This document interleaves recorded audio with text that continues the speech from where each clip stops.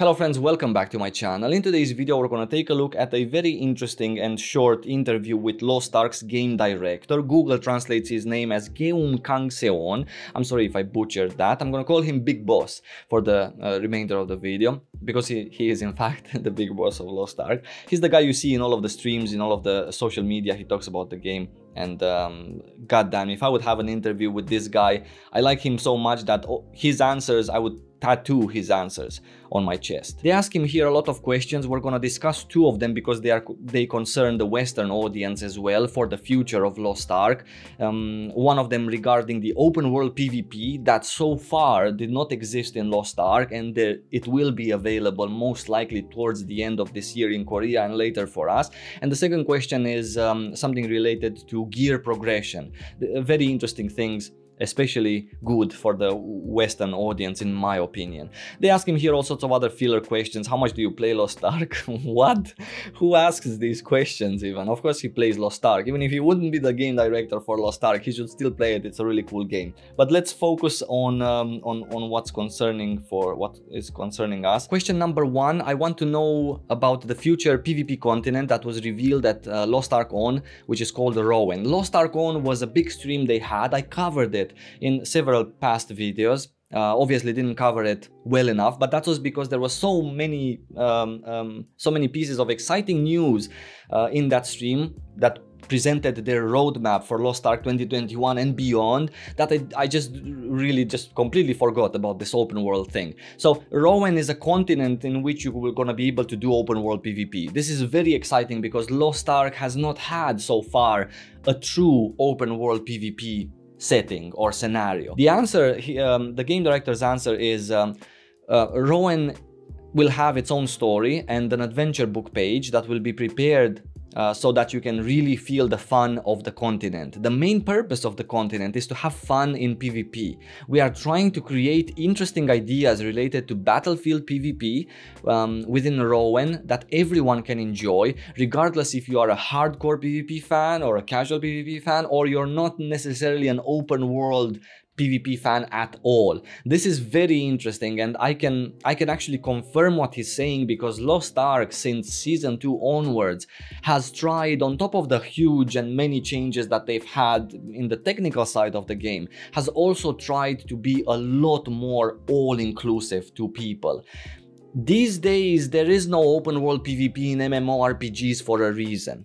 People don't like it, and they don't like the systems that were. The new generation of players maybe doesn't like how it used to be in the past, and the few old players that remain really crave that whatever was in the past. However, the way that Lost Ark is doing things now, for example with the islands on which there are PvP events right now, it doesn't matter if you win or lose. It really doesn't. And because of that, it is a very popular place to be now. PvP on islands, which is the open world PvP that Lost Ark has now, which is not an open world PvP. It's just a timed island event that gives you rewards. On top of that, Lost Ark has also changed the sea and water events to become more inclusive. Again, sea and water events, you know, you get split into two teams, you kinda compete with each other, but at the end of the day, it again does not matter if you win or lose. And because of that, again, people are buzzing around these kinds of events,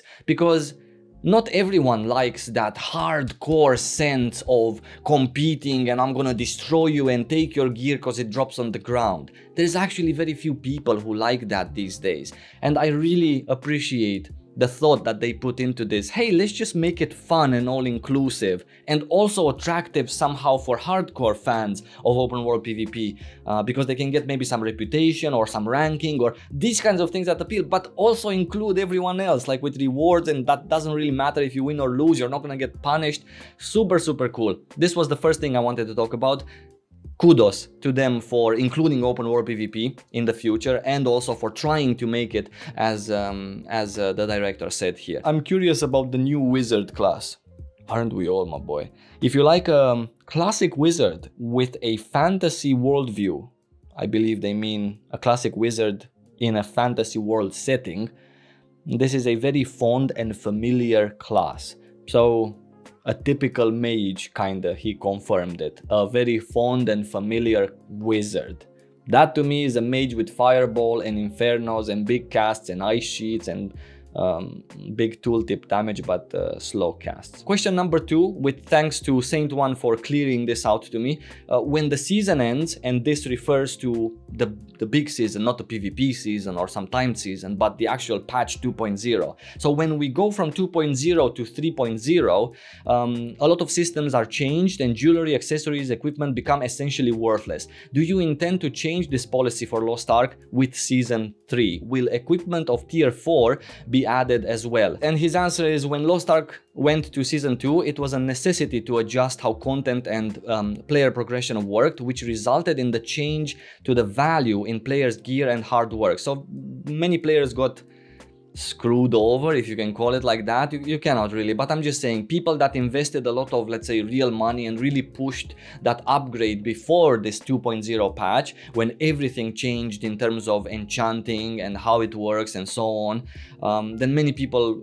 got the short end of the stick and they felt really bad. And the director is now confirming that when we're gonna swap from Lost Ark 2.0 to Lost Ark 3.0, so from tier 3 gear to tier 4 gear, the gap is not going to be as large. He is also mentioning that the enchants that we lose when upgrading from a tier to the other are not going to be as harsh from like it is now. For example, from tier 2 to tier 3, it's gonna be less harsh from tier 3 to the new future tier 4 equipment when that's gonna come with patch 3.0. So this is another quality of life change that I wanted to praise them for, because again, for the 9th time in this video, they really wanna appeal to the mass of people and make their game, let's say, popular, as opposed to a niche game for some hardcore grinders that want to do every Chaos Gate on every continent and every marine event, because